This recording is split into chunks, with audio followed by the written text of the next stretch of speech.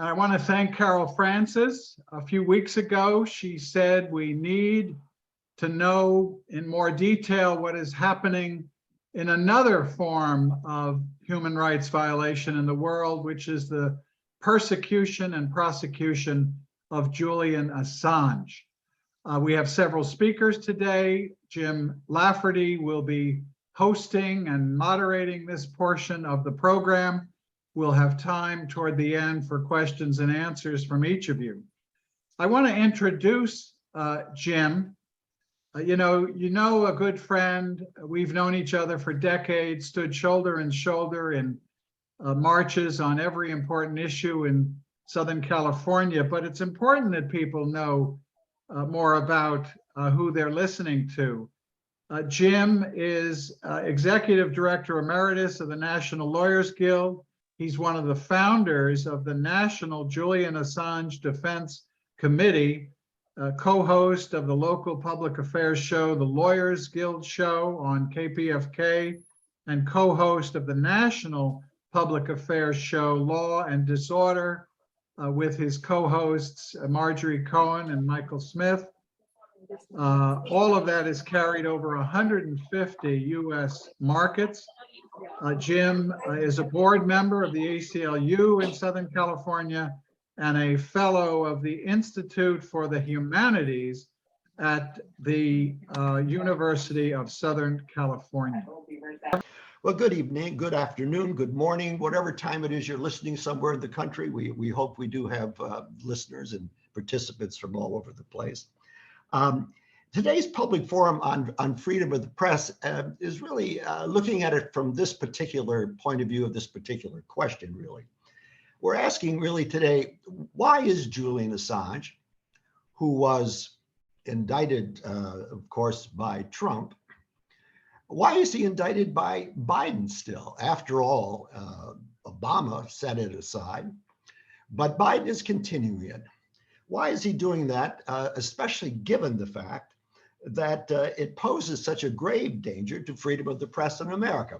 So that's the question we're trying to look at today. And of course, what we're going to do today is speak to why he ought not to be doing that.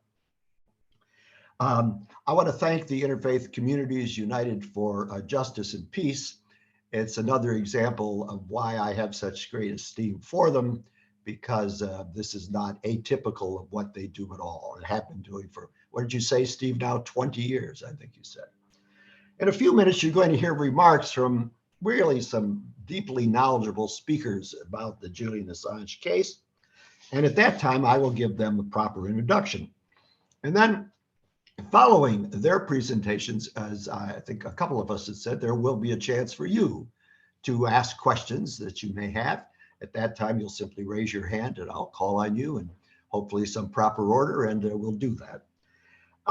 Just a few by way of introductory remarks. I believe, and I should say, by the way, that a very sweet little frog decided to, take up residence in my throat this morning. So you'll forgive that, but we'll get along. I think today's meeting, the topic really is really of far more importance than we might at first blush even realize. And I say that because the United States, after all, as a great many historians believe today, is frankly on the brink of losing what precious little is left of our democracy here in America.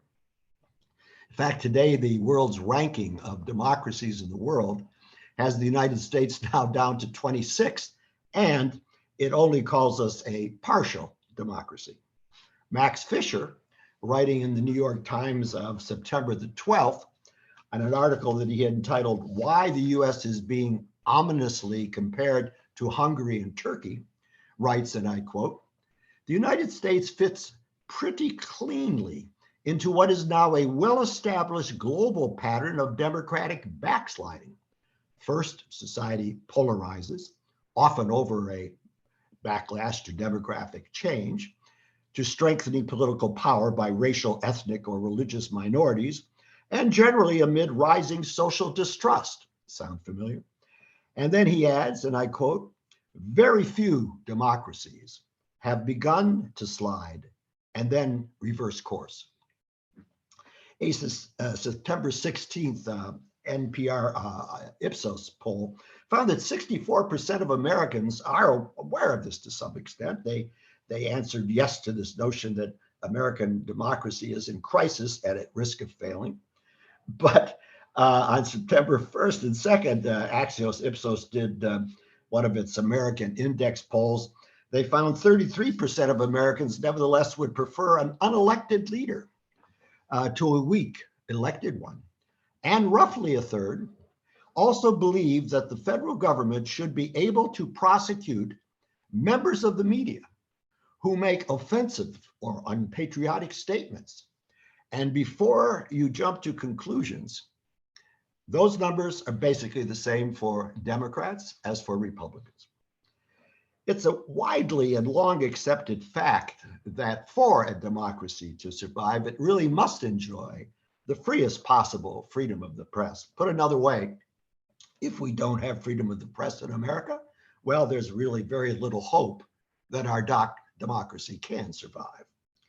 And therefore, the struggle for the survival of that fearless investigative journalist, Julian Assange, has got to be understood then as being central to the struggle to survive for the survival of America's democracy. And so it should greatly alarm all who cherish a free press in America that the Biden administration does continue, along with Attorney General Merrick Garland, to continue to prosecute the case against Julian Assange. Finally, if I may, and then we'll get to our speakers, Julian, writing to the world from his horrific coronavirus-filled British imprisonment, tells us, and I quote, "I am unbroken, but the days when I could read and speak and organize to defend myself, my ideals, and my people are over until I am free. Everyone else must take my place. I am defenseless, and I am counting on you," he says, "and others of good character to save my life. Truth, ultimately, is all we have." Well, with that, my friends, let me now formally introduce our first panelist, Professor Marjorie Cohn. She'll be addressing the history of the legal history of the indictments, the extradition efforts, future appeals, and what have you. Marjorie Cohn is Professor Emerita at the Thomas Jefferson School of Law, the former national president, I'm proud to say, of the National Lawyers Guild, a member of the National Advisory Board of the Assange Defense Committee, whose chairs, by the way, are Howard Zinn and Alice Walker and Daniel Ellsberg. And Marjorie is also a member of the Bureau of the International Association of Democratic Lawyers. Her books, and there are numerous of them, include Drones and Targeted Killing, Legal, Moral, and Geopolitical Issues. And she's a regular contributor to the online publication truthout.org. Marjorie. Thank you so much, Jim, and I'm delighted to be part of this program. The indictment of Julian Assange stems from WikiLeaks' 2010 to 2011 revelations of U.S. war crimes committed in Iraq and Afghanistan, as well as the so-called Cablegate. The Iraq war logs include 400,000 field reports about the Iraq war, 15,000 unreported deaths of Iraqi civilians, and evidence of the systematic torture, rape, and murder after the U.S. forces handed over detainees to the notorious Iraqi torture squads. They also include the Afghan War Diary, which is comprised of 90,000 reports revealing more civilian casualties by coalition forces than the U.S. military had reported. Amy Goodman called them the most comprehensive history of war ever to be published during the course of the war. Perhaps the most notable release by WikiLeaks was the 2007 collateral murder video, in which a U.S. Army Apache attack helicopter in Baghdad targeted and fired on unarmed civilians, killing at least 18, including 2 Reuters journalists and a man trying to rescue the wounded. 2 children were injured. And then a US Army tank drove over one of the bodies, severing it in half. That video, which has gone all over the world, reveals evidence of 3 separate war crimes under the Geneva Conventions and the Army Field Manual.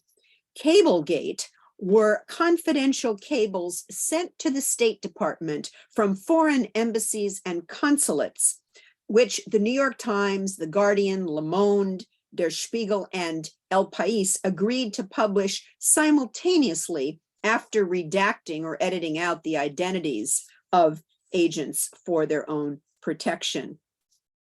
Now, Barack Obama indicted more whistleblowers under the Espionage Act than all prior presidents combined, but even the Obama administration refused to indict Julian Assange because of what was called the New York Times problem.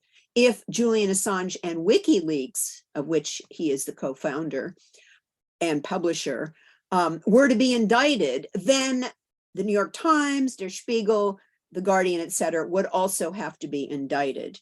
But the Trump administration exercised no such forbearance. It was WikiLeaks' 2017 publication of the CIA hacking tools known as Vault 7, which really raised the hackles of Trump's CIA director, Mike Pompeo, who the CIA called the largest data loss in CIA history. Vault 7 revealed the CIA's methods for breaking into our smartphones, computers, TVs that were hooked up to the internet, and circumventing encryption on Signal, WhatsApp, stealing passwords. That is what they wanted to cover up. Pompeo called WikiLeaks a non-state hostile intelligence service, and CIA and government officials hatched a plot, secret war plans to abduct and kill Assange. Trump himself asked whether the CIA could assassinate Assange and asked for options to do so. Pompeo advocated extraordinary rendition, where the CIA used, which the CIA used in the War on Terror, to illegally seize people and send them to its black sites to torture them. And he wanted Julian Assange to be rendered under this extraordinary rendition program. Now, the Trump administration filed a secret indictment against Julian Assange in March of 2018 in the Eastern District of Virginia, which is the most conservative federal district in the country. It's where they try the so-called War on Terror cases, those people lucky enough to actually be tried and not be locked away at Guantanamo. And this one charge basically accused Julian Assange of being a hacker, of working with Chelsea Manning to under the Computer Fraud and Abuse Act to get these documents. And that carried a 5-year prison term. But then a few months later, the Trump administration filed a superseding indictment, including 17 charges under the Espionage Act, which Carey Shenkman is going to talk about, which could garner Julian Assange 170 years in prison. So the total he's facing is 175 years. In June of 2020, the Trump administration apparently realized that Julian Assange is a journalist and a publisher, and in order to convict him for all these charges, they have to paint him as a hacker. So they filed a second superseding indictment to beef up this hacking charge from the first indictment. And to bolster the Department of Justice's case for extradition, the FBI collaborated with informant Siggy Thordarson to paint Assange as a hacker instead of a journalist. But Thordarson later admitted to the Icelandic newspaper Stundin that he had lied about Assange being a hacker in return for immunity from prosecution by the FBI. Now, after a 3-week extradition hearing in which there was testimony by many, many people, in January of 2021, UK magistrate judge or district judge Vanessa Baraitser ruled against the now Biden administration, who is continuing this persecution and prosecution, and said that since Julian Assange was in frail mental health from these years of being basically confined in the embassy, in the Ecuadorian embassy in London, and later in the high security Belmarsh prison in London, that he would likely commit suicide if he were extradited to the United States and held in very heinous conditions in US prisons. Then several months later, the US was allowed, the UK High Court allowed the United States to come forward with so-called assurances that if Julian Assange were indicted to the United States, he would not be held in a top security prison, the particular prison in Florence, Colorado. He would not be subject to special administrative measures, which virtually would hold him in isolation from all other prisoners. And if Julian Assange were tried, convicted, and sentenced, he could serve his sentence in Australia. Now, these assurances are not worth the paper they're printed on. Agnès Calamar, former UN Special Rapporteur on extrajudicial summary or arbitrary execution, said that they cannot be taken on face value given previous history, because the United States, in a case involving Spain, had given similar assurances that they wouldn't hold him in certain conditions. And in fact, they went back, they reneged on those assurances. So what has happened since is that January 2021, district judge denies extradition. December 2021, the US government presents these so-called assurances. March of 2022, the UK Supreme Court refused Julian Assange permission to appeal the High Court's decision allowing extradition.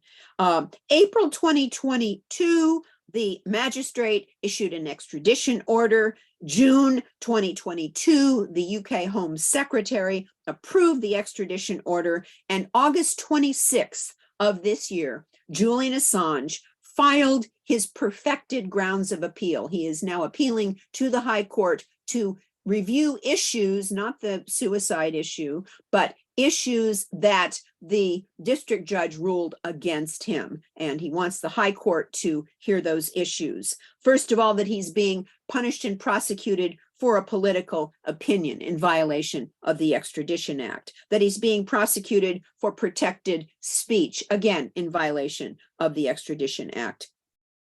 That the request for his extradition violates the UK-US extradition treaty and international law because it is for a political offense. The US government has misrepresented the core facts of the case to the British courts, and the extradition request and its surrounding circumstances constitute an abuse of process. So now Julian Assange is awaiting the decision of the High Court to determine whether or not they will hear his appeal. If that's denied, he can appeal to the UK Supreme Court. If that's denied, he can appeal to the European Court of Human Rights, which takes many, many years. In August, attorneys and journalists whom the CIA spied on when they visited Julian Assange in the Ecuadorian embassy filed a lawsuit against the CIA and its former director, Mike Pompeo, UC Global, and its director in US District Court.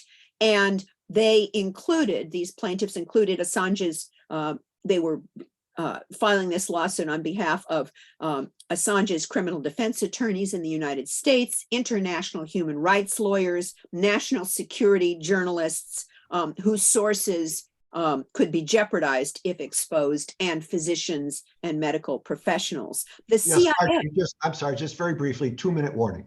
Okay. The CIA commissioned Undercover Global, or UC Global, which is a private Spanish security company, to send images from Julian's visitors' cell phones and laptops, as well as videos streamed from their meetings, to the CIA. They were told it was for Julian's protection. Their passports, mobile phones, cameras, laptops, recording devices, and other electronic equipment were turned over to the security guards in the lobby. And while the visitors were meeting with Julian in the embassy conference room, the guards next door were taking apart their phones, removing and photographing SIM cards, and downloading data from electronic equipment. And attorney Richard Roth, who filed the lawsuit, told us on Law and Disorder Radio, quote, "I think that there was clearly a desire to bring down Julian Assange in any way possible," unquote. As we speak, Joe Biden, who used to love to attach his coattails to his friend Barack, his buddy Barack, is not following what Barack did. He should dismiss this indictment. He should dismiss the extradition request, but he is vigorously pursuing it, and we have to stop that. Thank you. Marjorie, thank you so very much, Marjorie. That was wonderful, and within your time, with time to spare, I'd say an example to other speakers. Well, I can see Carey, thankfully, even though we have now this wonderful presentation already coming up on the screen. Carey Shenkman is our next speaker. He's talking about the Espionage Act of 1917 and the century of repression that it unleashed. Carey Shenkman is an attorney. He's an author and a litigator focusing on freedom of speech issues.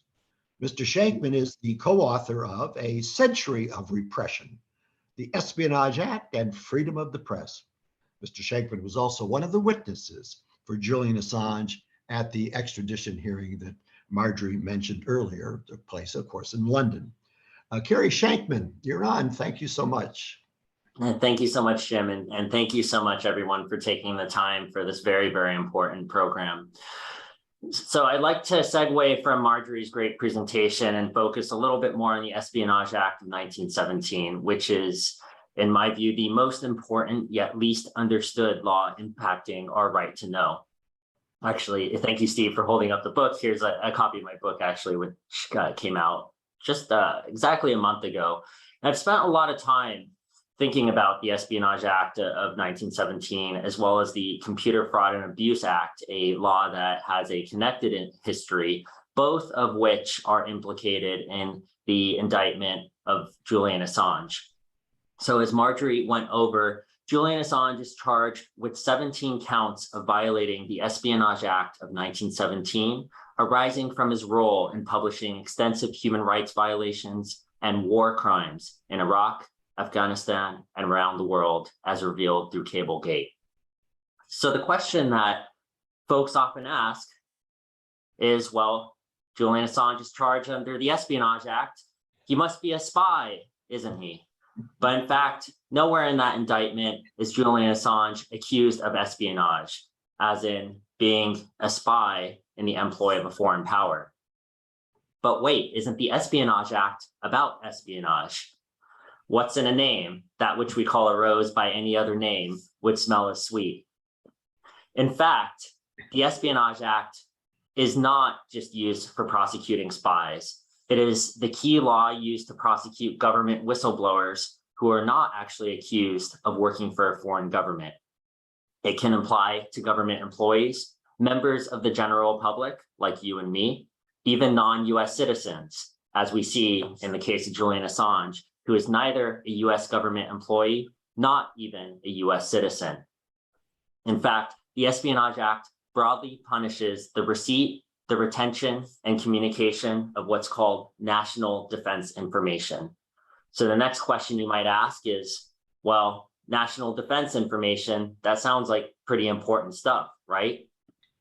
But it does not mean military secrets, codes, or closely guarded information.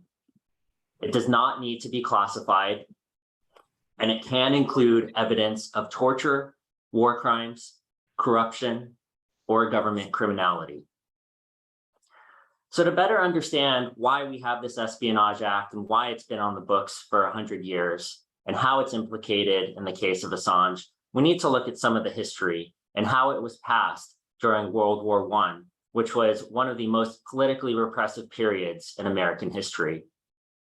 The preamble of the original Espionage Act, when it was passed 2 months after the US decision to enter into World War I, read, "The act was for the purpose of punishing acts of interference with the foreign relations, the neutrality and the foreign commerce of the United States, to punish espionage and to better enforce the criminal laws of the United States for other purposes." And we can see over the last 100 years, the common thread that this is precisely what Julian Assange is being accused of. It is interference with the foreign relations of the US. It is interference with the official US government narrative, in fact, which includes lies about the real motivations and the real impact of war in Iraq, Afghanistan, and other parts of the world. In fact, the Espionage Act was not used in its first 2,000 prosecutions to punish espionage as we know it, but really to provide penalties for anyone obstructing enlistment in the armed forces or causing insubordination or disloyalty. It was accompanied by a 1918 Sedition Act, which had since been repealed, and also amended at the height of McCarthyism in 1950. Today, the Espionage Act, as it's implicated in the case of Assange and in many whistleblowers, punishes anyone who has unauthorized possession of any document related to national defense, who willfully communicates the same to any person not entitled to receive it, and can be punished for each count for up to 10 years. So we can see just from the plain text of this language, you might be wondering, well, who might have unauthorized possession? Who might willfully communicate? What does that mean? And this is where this broad language could potentially apply to anyone, including members of the general public, because a member of the public could be seen as having unauthorized possession if they have information that exposes criminality. Someone who's retweeting a New York Times story on Twitter could be seen as willfully communicating that information. And in fact, Julian Assange, as already mentioned, is not a US government employee. He's not even a US citizen, but he is accused of the act of publication. He's accused under a criminal conspiracy and aiding and abetting theory merely for conduct that journalists engage in every day. It's a contentious and controversial law. I won't read through all of these indictments of the law, but numerous constitutional lawyers and different experts on the history of the First Amendment are very critical of the Espionage Act. It's received a lot of confusion, a lot of lack of clarity, and a lot of efforts to reform over the last 50 years. Even former Attorney General Eric Holder Jr. and former CIA Director John Brennan joined a consortium of academics a year ago saying that the Espionage Act should be amended to make clear that the press cannot be prosecuted for core journalistic activity. So when we look at the origins of the act, we see that it was passed during one of the most politically active and tumultuous periods in US history, which saw the Socialist Party at the height of its power, which saw labor unions and labor movement at the height of their power. And the Espionage Act was the cornerstone of a government effort to dismantle movements on the left.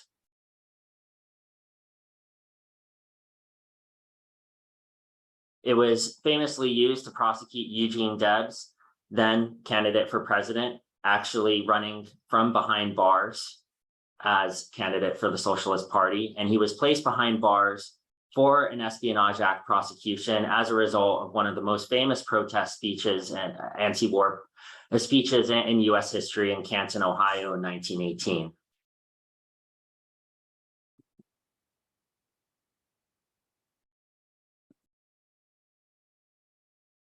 However, the Espionage Act has never successfully been used against a publisher for obtaining or publishing secrets. The case and the prosecution of Julian Assange are unprecedented in its history. There are a few times when we've come close, so I'll briefly go over some of those cases. There was one instance during World War II where the Chicago Tribune ran a story following the Battle of Midway that the government contended had a risk of revealing the US Naval Code. So there was an extensive investigation and grand jury of the Chicago Tribune, which was then a political enemy of FDR. And the journalist and his editor were dragged before a grand jury to testify, but eventually, due to the implications for press freedom, that case fell apart. Fast forward to a case that most folks would certainly know, the case of the Pentagon Papers and Daniel Ellsberg. Of course, the New York Times ran a bombshell story revealing the Pentagon Papers, which were a comprehensive geopolitical study of the real impact of the Vietnam War and the real reasons for entering into the war, which the Johnson and Nixon administrations were not being honest with the American people regarding. So Daniel Ellsberg provided that study to the New York Times. And famously, Nixon tried to stop the New York Times and other newspapers from publishing. In addition to that, the Nixon administration went after Ellsberg and Tony Russo here in Los Angeles, in a case that ultimately fell apart due to misconduct by the plumbers who broke into Ellsberg's psychiatrist's office. And in fact, what happened to Ellsberg was in some ways a precursor to what we see now happening with Assange, with the CIA spying on his lawyers. And in fact, at the time, the plumbers and the CIA were spying on Ellsberg's lawyers as well and tapping their calls. So we see it as common thread of government criminality in these prosecutions. Fast forward to the present day, as Marjorie mentioned, the Obama administration prosecuted more government sources for disclosing to the press than all presidents combined. We have in this photo Thomas Drake, Chelsea Manning, Edward Snowden, John Kiriakou, and Stephen Kim, to name some. Going forward to the Trump administration, we have Reality Winner, we have Daniel Hale, who we mentioned, and the escalating crackdown in use of the Espionage Act. Of course, the Espionage Act was implicated in all of these cases by sending conscientious objectors behind bars and increasingly seeing the use of the act as a tool to limit information exposing criminality and constitutional violations.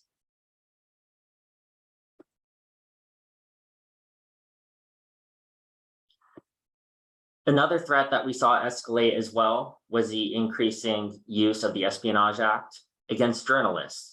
So as a undercurrent to the surveillance of journalists, under the Obama administration, there's exposure of the seizure of Associated Press phone records. There's a naming of James Rosen, Fox News, as a criminal co-conspirator in a court filing. And we see through time inching toward this line of prosecuting someone for publishing and for the journalistic process, but never crossing that line until now. So what's at stake in an Espionage Act case? And is someone entitled to a fair trial? The answer is no. The language does apply to anybody, even those who have signed no confidentiality agreement with the US government. There is no opportunity to argue for the public interest served by disclosure. So the times when Obama and others called for Edward Snowden to come to the US and, quote, face the music, to come and face trial, that's in fact a hollow call, because the only question under an Espionage Act prosecution is whether or not there was a disclosure. That's it. There's no question of, well, did it serve the public interest? In fact, in Daniel Hale's case, prosecutors insisted, and the judge agreed, that Hale would not even be allowed to present evidence of the public interest served by the drone disclosures. In fact, his attorneys tried to make a filing, tried to make arguments, and they were barred from making those arguments. They were deemed irrelevant to the question of criminality under the Espionage Act. So there is absolutely no opportunity to even argue public interest. That might be something that comes up during the sentencing after someone is already found guilty. There's selective enforcement. So government officials leak so-called national defense information to the press every day to no consequence. Only critics are prosecuted. General David Petraeus was found to be sharing top secret code word information with his biographer and mistress years ago. He was given a slap on the wrist and is still making hundreds of thousands of dollars on speaking tours. You open up. Carey, just to let you know, there's about 2 minutes left, my friend. Perfect.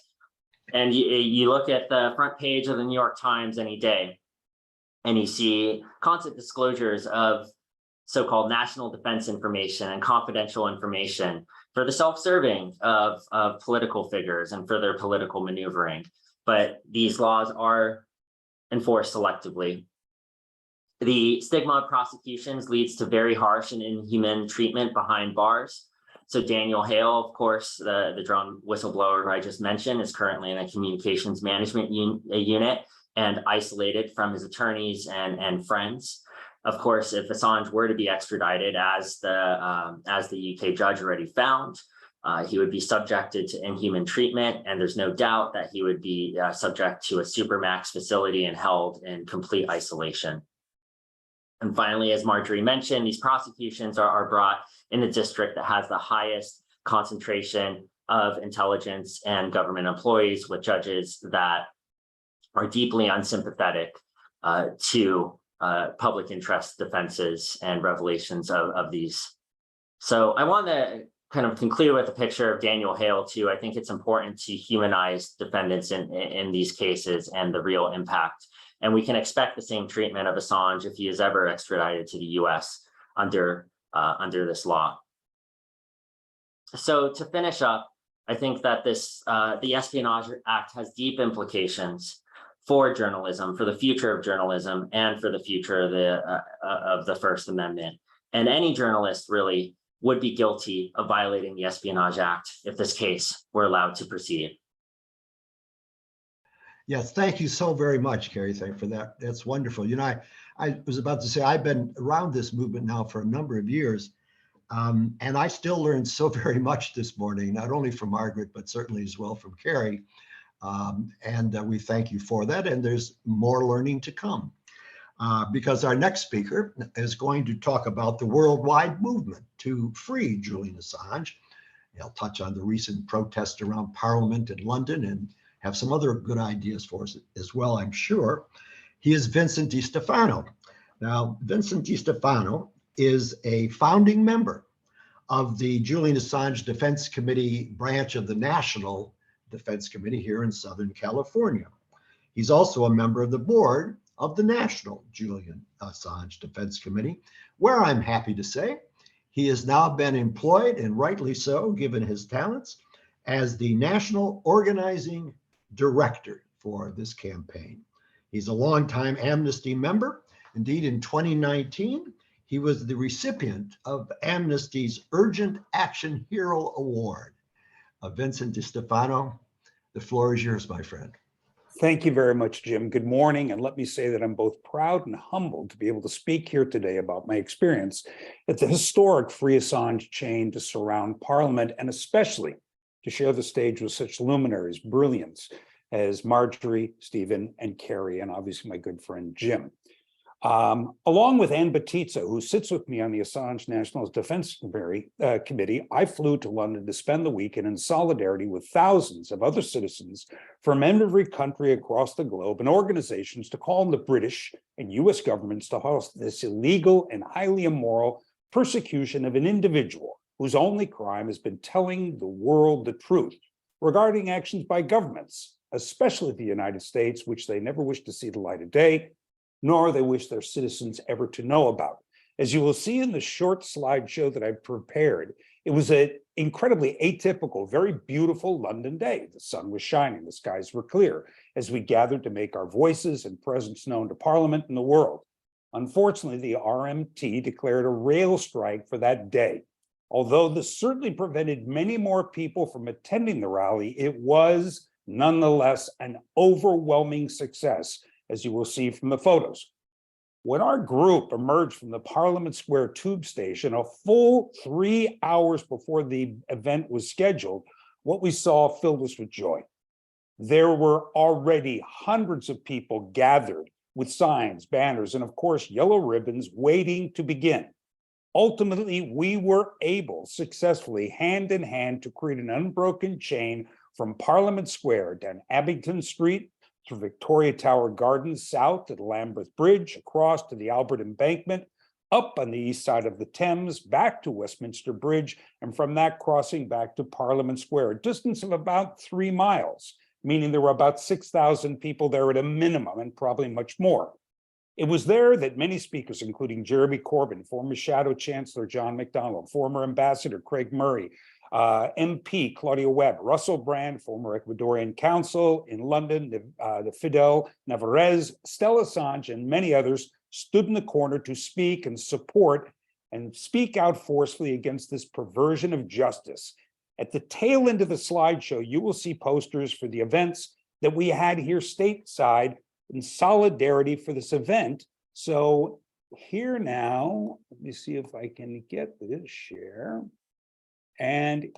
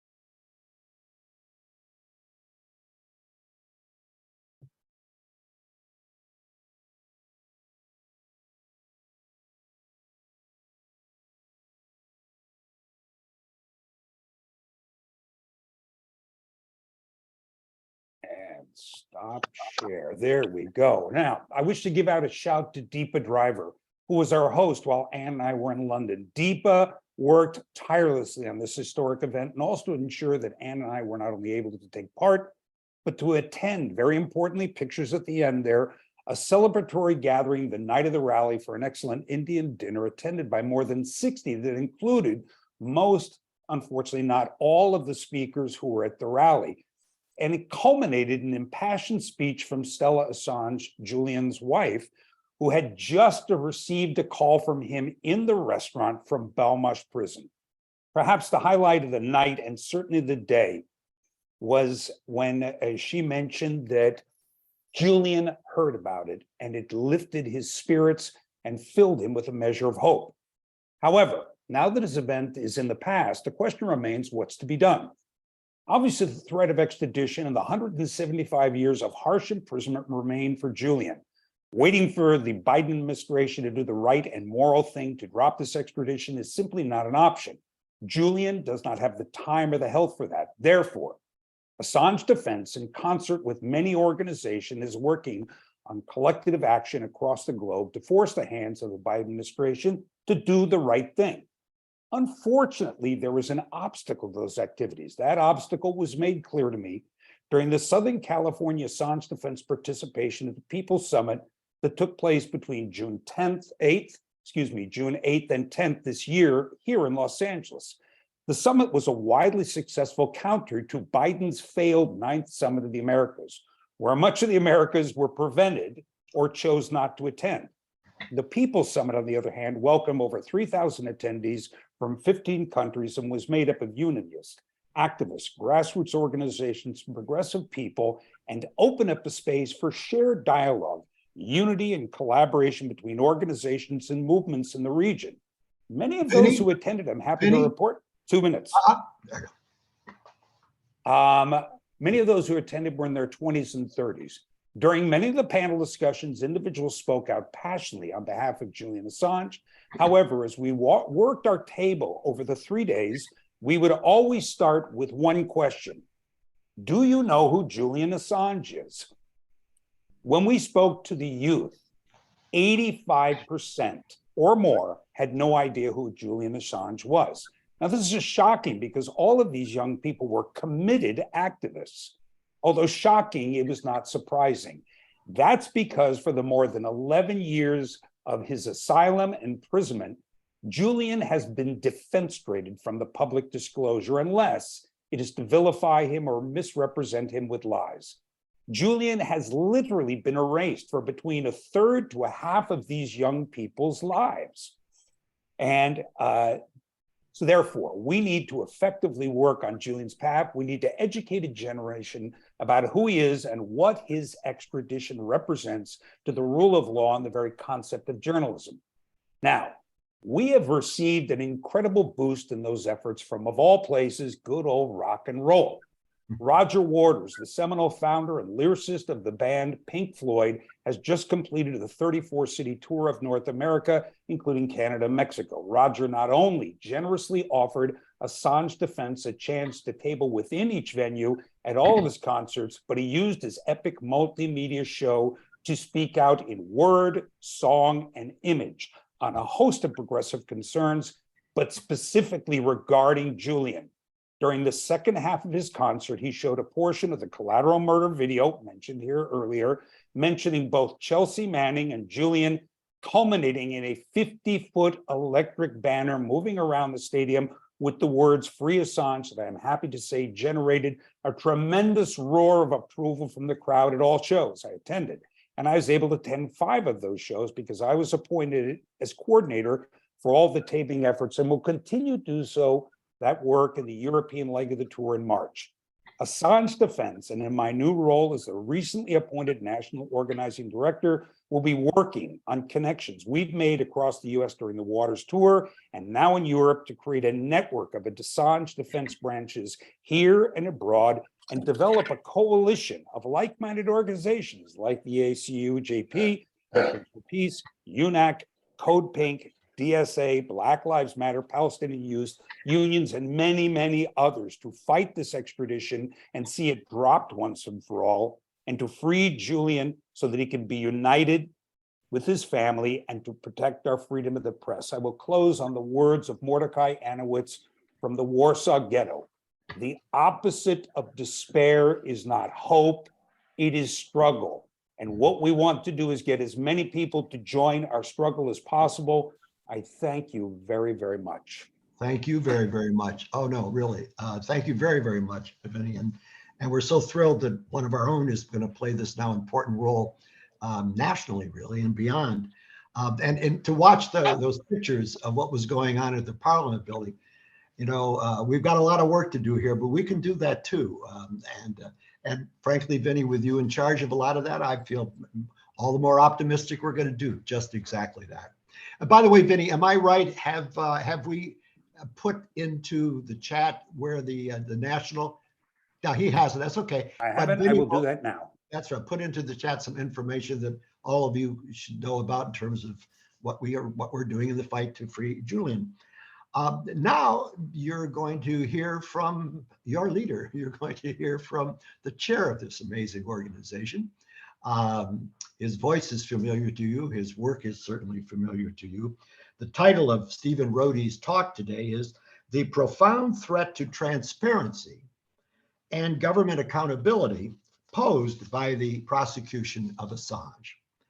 Now, of course, Steve Rohde is the past chair of the ACLU Foundation of Southern California. He's the founder and current chair, as I say, of this wonderful organization, Interfaith Communities United for Justice and for Peace. Mr. Rohde is an author, as well as a political activist. His books include American Words of Freedom and the book Freedom of Assembly. He's written many book reviews and articles on civil liberties and constitutional law, and you can find his work very often in the Los Angeles Review of Books. And I just want to say that I have been fortunate enough to have him as a guest on the Lawyers Guild show, as well as on the show that Marjorie and I co-host, the national show, Law and Disorder it's called. And he's an amazing guest, and I know he'll be an amazing presenter today. So Stephen, you're on. Thank you, Jim. I'm sitting here just filled with gratitude, both to the 4 other panelists and as well as every one of you for being here. We are living in a moment with regard to Julian Assange that is one of those historic challenges to freedom of the press. We could spend a seminar looking at John Peter Zenger, the Red Scare during World War I, coming down through the McCarthy period, through the challenges to publishers and newspapers and political speakers like Eugene Debs and others. And we could come down to Daniel Ellsberg and the Pentagon Papers. Internationally to the Dreyfus Affair and Salman Rushdie and other challenges to freedom of the press and freedom of speech and human rights. And we are literally living in the midst of a persecution and prosecution of an individual that ranks with those historic challenges to human rights and freedom of the press and freedom of speech in the world. I begin with that because there are so many challenges to us. Every day we are called upon to speak out, to speak up, to organize. ICUJP certainly has been doing that going on 21 years. And I know that every one of you has a call to your time and your money and your resources.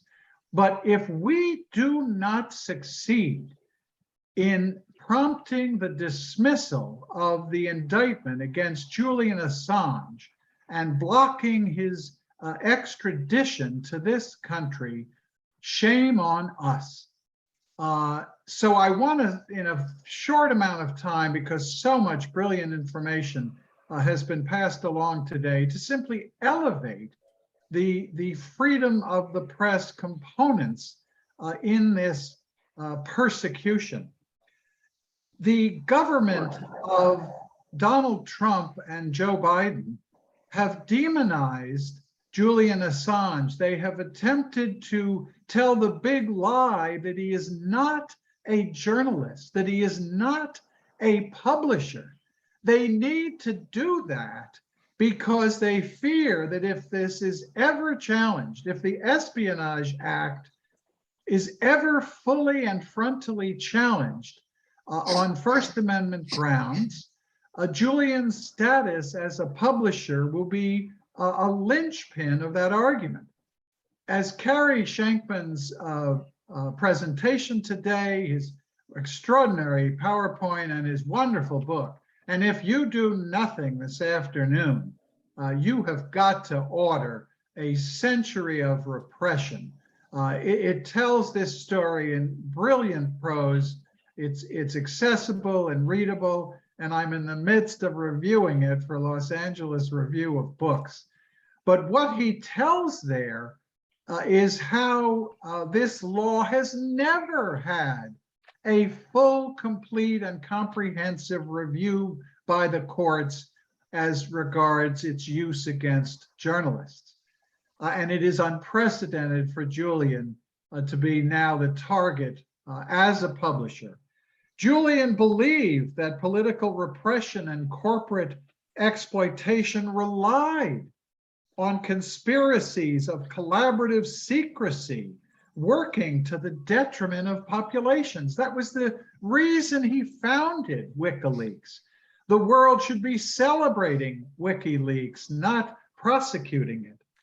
Assange harnessed this sense of activism and emerged with a legal argument that disclosures with expressive political content, as opposed to malicious attacks or web defacements or site redirects, should be afforded First Amendment protection. He built WikiLeaks on those premises. WikiLeaks defined its mission as the analysis and publication of large data sets of previously censored or otherwise restricted official materials involving war, spying, and corruption. It would refer to itself as the intelligence agency of the people, and WikiLeaks was first and foremost a digital publisher. Now, the video of collateral murder, and please go to YouTube. I've actually asked Robert Corsini to cue it if we have a few minutes at the end. Nothing gets across the importance of the WikiLeaks revelations than seeing the collateral murder video.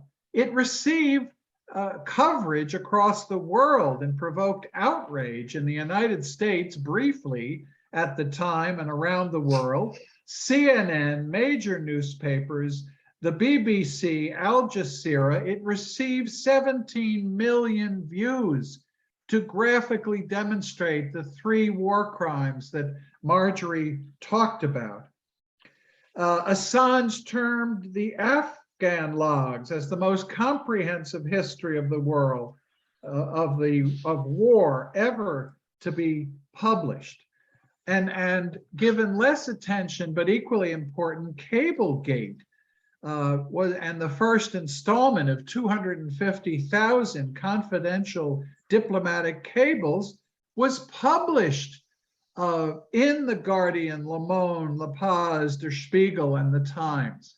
This was the network of publishing partners that Julian established. Now, when focus first became, attention was focused on Julian, the House Judiciary Committee held hearings because of the vision of John Conyers on the Espionage Act, and they sought to quiet the passions and the attacks on WikiLeaks and to introduce First Amendment considerations. And John Conyers opened those hearings by saying the reported calls from members of Congress, the government, journalists, and other experts crying out for criminal persecution and prosecution and other extreme measures causes me some consternation. So voices have begun to be released. People have come to the support of Julian Assange as a publisher. The ACLU warned that prosecuting publishers of classified information threatens investigative journalism that is necessary to an informed public debate about government conduct, and that is an unthinkable outcome, the prosecution, that is. Every day, from Seymour Hersh to Glenn Greenwald, to journalists in the New York Times, the Washington Post, every day classified information that has been leaked is published. And as has been pointed out, these have been selective prosecutions. When the government wants to leak information to Judith Miller at the New York Times and elsewhere that is readily published, no one threatens those journalists with prosecution. It is the selective use of the espionage against those who are critics of the government. 2 Thank minutes. you, Jim. Oh, no, I see you. I thought it was a victory sign, but I know it's 2 minutes. In other words, this is why this is a First Amendment challenge. And it's why we always must recognize the humanity of Julian Assange, and we can never lose track of his 11-year incarceration, beginning with staying at the Ecuadorian embassy, and now in this dreadful Belmarsh prison, exposing him to COVID and illness and putting him in threat of suicide. We can never lose sight of Julian Assange. But when I say that because if those young people that Vinny met never heard of Julian Assange, they hopefully have heard of freedom of the press. We've got to build this movement. We need to circle the Department of Justice in Washington, D.C. This is a U.S. prosecution against a foreign resident. There's a serious question whether the Espionage Act has extraterritorial reach in any event. We need to do our part in this battle. And as we turn to the questions and answers and the action items, I call upon you to understand the importance of this issue, to take this recording of today's event, which has more information packed into 90 minutes than I've seen in any other presentation on this issue. Circulate the recording of this program to your friends, to your family, to other organizations. Add to the groundswell of support that's happening across the United States with the leadership of Vinny as national organizer and many of the people on this screen. You've got to wake up every morning. You've got to say, I'm going to do one thing today for Julian Assange and freedom of the press in this country and for human rights around the world. Joe Biden had the chance when that magistrate denied extradition to leave it right there. She denied it on humanitarian grounds, and all that Biden and Merrick Garland had to do was accept that decision and walk away. And aggressively, the Biden administration and Merrick Garland have put resources, lawyers, and time into constantly appealing and prosecuting Julian Assange. That has to stop. Thank you very much. Thank you so much, Steve. Really, thank you, Steve. Let me, at this point, can't apply. Let's have a big round of thumbs up, I guess, is the best we can do for all of our speakers, I mean, I've been to a lot of these programs. You can't beat this one, really. Thank you so very much, really. It is a very hopeful thing. We're going to get into the questions now, and we have some time for that. I think we also have time, though, for Robert, the collateral damage video. I can't remember it. When you watch it, it seems endless only because you can't believe your eyes.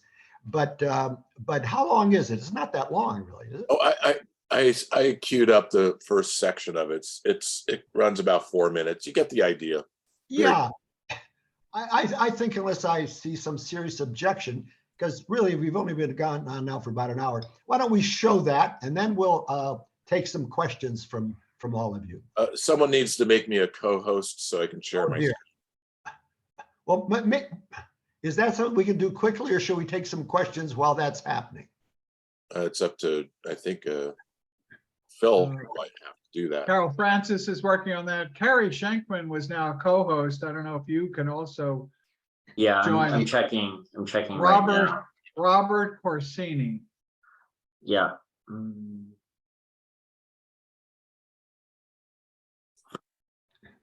You notice nobody asked me to do it. Wisely so. My friends here, they're laughing. Yeah, well, you should. Well, all right. If it's going to take a little bit, that's okay. Robert, I saw a sign that said you were co-host now, See so that now, yeah. Oh yeah, you're a co-host. Then Robert, I guess you could put it up now. I'm seeing why. I'm trying to figure out why it's not letting. Why don't you go ahead and do your questions? Yeah, we'll start with some questions and we'll get to it. Fernando, I see your hand up, my friend. Unmute yourself and ask your question, please. Thank you. Good morning, everyone. I really appreciate many of your presentation. It's really informative, you know. And this is nothing new. At least for me, is you know, they're trying to silence not just the American people but the world. You know, because what Julian Assange has indicated, you know, showing that film. And so the government itself is guilty in terms of you know, exposing the crime that they did, you know, in other countries. So for me, it's nothing new. You know, it's 1898. It happened to us. They stole our revolution in the Philippines. So it's nothing new. And I guess and in many other area like the prison industrial complex, the military industrial complex, and so forth, you know. And so we need to save Julian Assange. And so I will just leave you on that. Thank you. No, thank you, Fernando. Tamara, I see your hand up, Tamara. Thank you. This was absolutely superb. Thank you all. The question I have is this: what do we understand? What do you understand of Biden's reason for not following Obama? What might be his political or obstacles that prevent him from taking a different position? I would argue that's certainly a central question of the day. And I wonder if, which one of our speakers might want to address and respond to that question. Raise your hand or whatever, and I'll call on you. Can I invite Marjorie to comment on that? Marjorie, I should think, would you like to comment on that, Marjorie? Why do you think it is? We have our thoughts, but that Biden is taking this sort of hard line that he's taking on it, when he used to cuddle up with, you know, Obama as much as he could. Well, I think it's a really good question. And Merrick Garland last month issued a new policy on freedom of the press intended to provide enhanced protection to members of the news media from certain law enforcement tools and actions that might unreasonably impair news gathering. But it is hypocritical because, as we've said, Biden is pursuing this case against Julian Assange. And the only thing I could think of is that Biden does not want his war crimes revealed. I'm surprised that Obama didn't take that position as well. But again, the New York Times problem stood in the way. But Biden is a company man. He has committed war crimes the way all of his predecessors have.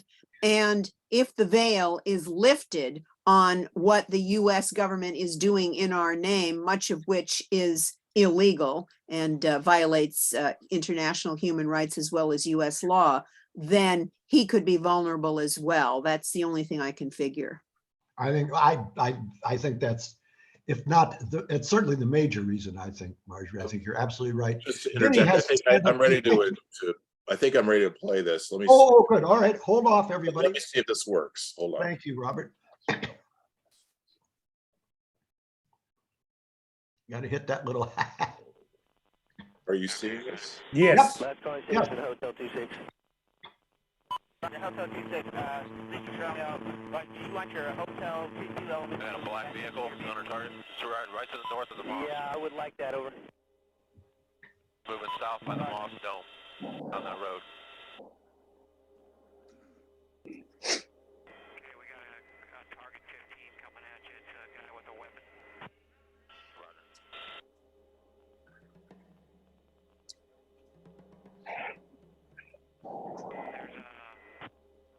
I'm going to just chime in a minute here. The voices in the background you're hearing are the actual communication background of the helicopter pilots. One of them has a weapon. Roger, receive target. See all those people standing down there?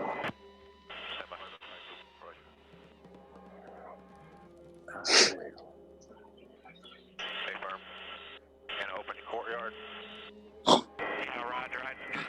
Yeah, Robert, narrate what we're seeing. Charles Jacobson, please mute yourself when you're not talking. What we're seeing here is a collection of Iraqis. Here we have journalists are being focused upon by targeted by the Apache helicopters. They allegedly took what they were carrying over their shoulders as weapons. In fact, it was a camera. Hotel 26, Crazy Horse 18, have 5 to 6 individuals with AK-47s. Request permission to engage. Roger that. We have no personnel east of our position, so you are free to engage, over. All right, we'll be engaging. Roger, go ahead. I can't get them now because they're behind that building. Anybody has an element? We got an RPG. All right, we got a guy with an RPG. I'm gonna fire. Okay. No, hold on. Let's come around behind buildings right now from our point of view. Yeah, we're gonna come around and get on individual with RPG. Getting ready to fire. We won't. Yeah, we got a guy shooting. Now he's behind the building. God damn it. Speed coming around. Negative. He was right in front of the Brad. About there 1 o'clock. Haven't seen anything since then. Just fucking, once you get on, just open up. Okay, Roger. I see your element. You got about 4 Humvees out along this. You're clear. All right, firing. Line here. With the state line. Let me know when you have it. We'll shoot. Light them all up. 002 traffic, 260. Come on, fire. Hey, Roger. Keep shooting. Keep shooting. Bushmaster 2-6, we need to move time now. All right, we just engaged all 8 individuals. Yeah, we got 2, we're still firing. Roger. Got him. 6 is a 2-6, we'll move, but we got 13. Oh, I'm sorry, well, bypass. God damn it, Kyle. All right, I hit him, All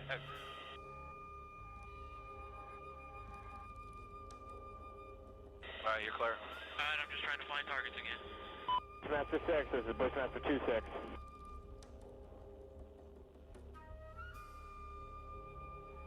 A bunch of bodies laying there.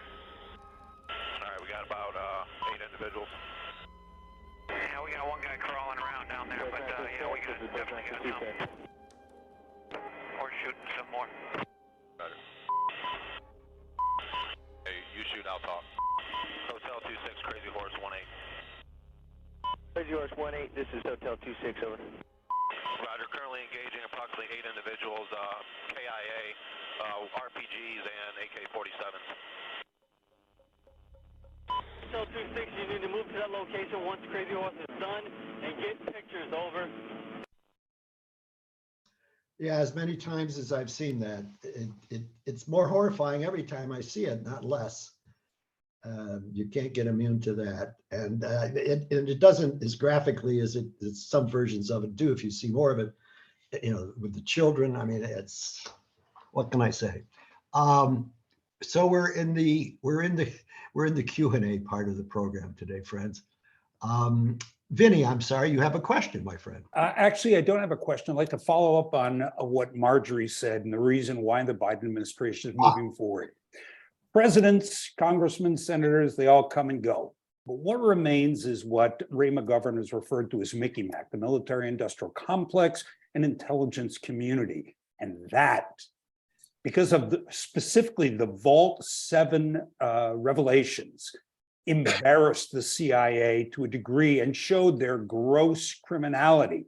And they have a hatred for whistleblowers, and particularly Julian. And I believe, as Marjorie said at the close, that he is beholden to those individuals. And I believe that is why he is pursuing this in a way that the Biden administration did not. In the way that the Obama administration did not. Yes, yeah, right. Steve, you have your hand up, my friend. Well, seeing this again reminds me, and she was mentioned briefly in passing, but we have to lift up and honor Chelsea Manning, who was, according to the record, the courageous source of much of this information. She has been persecuted and prosecuted, jailed, demonized. We have to recognize that in all of this, there are the courageous whistleblowers and leakers on one end, and the journalists and publishers on the other. We're focusing on Julian Assange because of everything we've talked about today.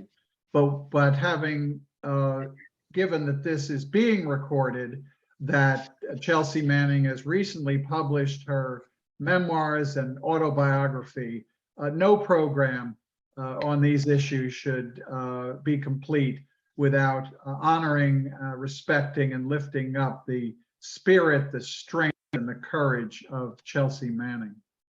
Yes, amen to that. Tony Litwinko. Yeah, I'm wondering, has anybody ever tried to identify who the soldiers in the helicopters were? Looking at the video again and again, you can't help but see that indeed there are very few of the figures who apparently have any kind of weapons. The one person is standing there with a long, I guess it's a microphone, and the supposed rocket launcher around the corner is really a long distance camera. Yeah. Has anyone tried to identify those people and bring charges against them? Do we know the answer to that? I wonder. Anyone? Robert, do you know? Robert does not know. I guess the answer is at the moment, no one, at least on this Zoom meeting, knows. I'm going to look into it. It's an interesting matter. Let's check it out. I'm sure it hasn't been widely published, but there may be a way to find out the answer to that question. Carol Francis has not asked the question yet. Please, Carol, what's on your mind? And unmute yourself, my dear. Okay. There you go. Thank you so much. I regret only having 2 thumbs to raise.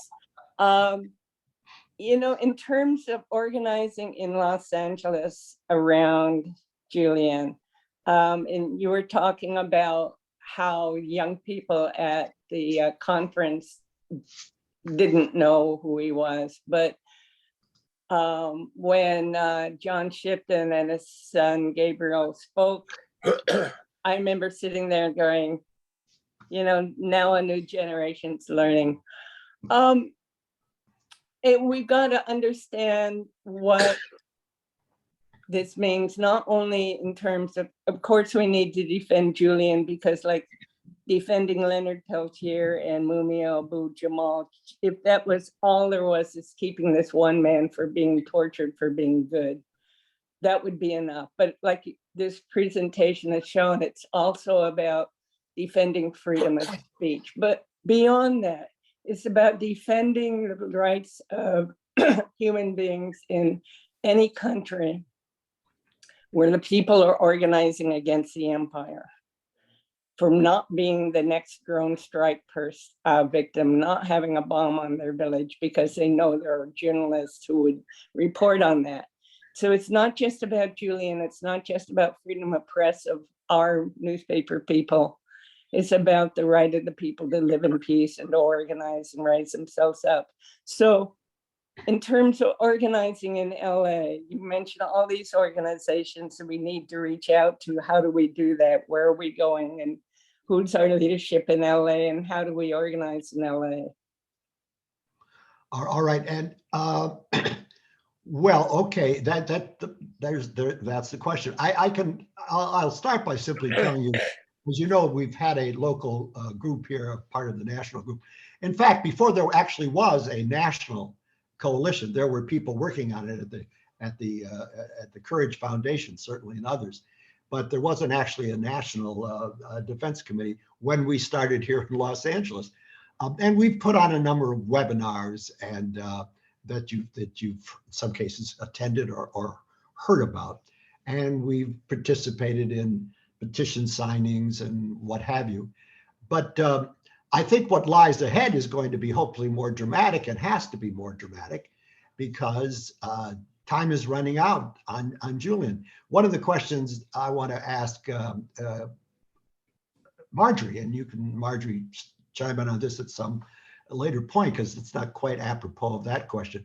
But I want to ask her, given how long Julian has already been in prison, given the way in which he is incarcerated, the brutal way in which he's incarcerated, of course, in England, and given his health, if all goes south and he's left with only the international court, that's a long time from now. And I'm wondering if there's been, if there's been much effort, or maybe Carey knows this, much effort to get some kind of bail while this is pending for Julian, because otherwise he may not survive the appeal process even before a final decision is made. But I want people, instead, I would like Steve and what happened to our organizer, our organ? Where did Vinny go? Anyway, there he is. I'm right here. To try to answer the question that Carol Francis just asked. That's what we have been doing. We have tried reaching out to some other groups. There have been people who've joined us. This has been a long struggle already. People have come, people have gone, new people keep coming in. As Steve mentioned, we reached out to people who had signed up at the Waters Conference, to be interested in Julian Assange. And we had, I guess nearly 30 or 40 people there, I guess, with us last night. Many of them new people signed up for that reason and seem to be wanting to stay with us. So our ranks are getting stronger. That's good. And at our next meeting, we talked about it in our meeting last night a bit, but our next meeting, we're also going to be discussing rather concretely several things, including getting into the streets again in various ways, including with risking arrest or somebody to arrest with a civil disobedience. So that is Carol on the agenda. All right. Was there somebody else? Would you like me to reference that? Yes, please. Let me make a chair comment, because this has been such a full morning. Yes. We are at 9:30. Everyone, if you are, I would like to get the remaining hands. Yes. Tony, I think you asked your question. If you want to take your hand down. Yes, please. But I think Robert and Carey want to add something before we finish. Carey, let me call on you. You haven't spoken yet in this period of the program. Sure. I mean, I'll say maybe somewhat cynically, but just based on the record, Julian's not going to get bail in the UK, just full stop. I mean, his legal team put in numerous motions to try to get on bail. This was a few years ago. He couldn't get it when he had COVID. He couldn't get it when his children were born or when he was married. And in the history of the whole asylum case, and this is going back over 10 years now, but in his original extradition proceedings with Sweden, he was there was resistance to grant him bail because of the situation with the embassy and getting asylum. So there's really a deep hostility to Julian in the UK courts, and we shouldn't hold our breaths thinking that he's going to get any humane treatment there. They want him locked up. They want it dragged out as much as possible. And the process is part of the punishment of him. Thank you, Carey. Robert. Yes, quickly. Actually, this question is for Carey. What in your mind, what was the trigger, pardon the term here, that turned the Trump administration into a vehement wanting to assassinate Assange? What was the shift that happened in your mind in their foreign policy posture that made them make that turn? I think we already answered that, really. It was the CIA, and it was the publication of Vault 7, and there have been officials that have spoken to the press and indicating so. I mean, this is so much driven by Pompeo. I think that's part of why the recent lawsuit names him as a defendant. And there's a great video that circulated, if folks saw, where it was titled "You Got Served." There was an individual that personally served Pompeo with a copy of the lawsuit. But looking at the history of Espionage Act cases, I mean, this is going back to Reagan and Nixon. It's really been driven by the rise of the national security state. And so many of the defendants in Espionage Act cases have been intelligence agency employees or members of military intelligence. I mean, that's the case of Daniel Hale, that was Thomas Drake, Edward Snowden, and others. I mean, this is really a tool that's driven there. So I do think the Vault 7 was the impetus for it. With that, my thanks again, really, to the Interfaith Communities United for Justice and Peace for putting on, not surprising, they always do, this wonderful program about Assange. I'm so glad so many of you joined us. I hope some of you will decide that you now want to be a part of the work of our local committee, and we know now where you live and how to reach out to you. So we will do that and invite you to our meetings, and hopefully you'll be able to attend. And thank you to all of our speakers, of course. You were all quite wonderful. I say I've been to a bunch of these, and you were all in top form today, my friends. So I really appreciate that. And with that, I guess we simply say, have a good day. no, not quite. Where's the video? Jim, Where's the video? Where's the video going to be available? it will go up on the same email ICUJP link that you got to come to today's meeting. And then it will be on ICUJP.org website. Thank you. I want to thank Jim and all the panelists and return the program to Phil Way as our facilitator as we have our closing circle and end our meeting. Can I ask one thing, and that is, as the Zoom host, I'll stay on extra if anybody wants to continue this. And I really wanted to hear from, I believe it was Vincent who had his hand up to answer one of the questions about local organizing. So I would love to hear that. But Phil, you're on.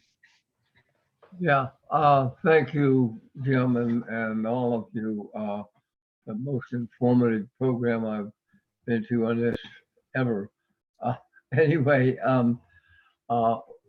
do we have announcements before we do our closing?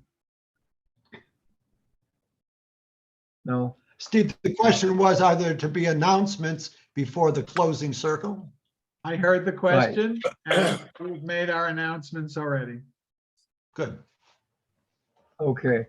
I'm asking Dick Bunch, would you do our closing remarks today?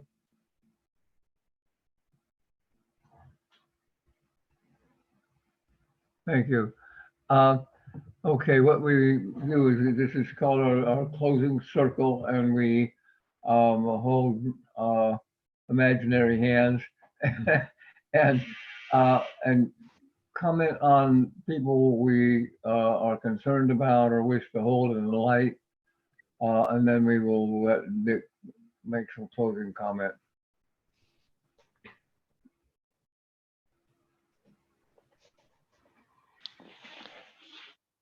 Yes, I want to flip the people here in the United States, because we are in a really critical juncture.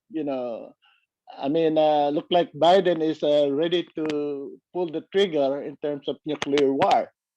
And so it's critical in a sense that we need to build the people's power, because I have it in my mind, to have a people's power progress or something 5P, with a peace, people's power for progress and peace, because or else we're going to blow up this planet Earth. So it's critical that we build an organization that inclusive in a sense to galvanize all the progressive, all the concerned people in the world.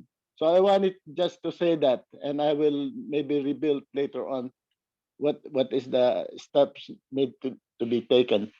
Thank you. Thank you, Fernando. Dick, would you close us out?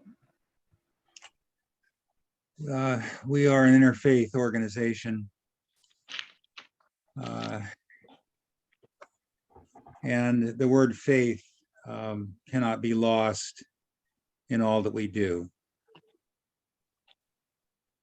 And so we spread all of this before the God of many names. And in so doing, we cannot help but sense that great spirit in our midst. So let us speak not only of justice, which is so crucial. Let us not speak only of human rights, which we must always speak of, but let us also feel the suffering. Here are individuals on a city street, just going about their business, gunned down. Here we know of Edward Snowden, Chelsea Manning, Julian Assange, placed under such terrible and horrifying conditions. So let us not only work, but let us also weep. Let us be fired by our feelings as well as by our agendas.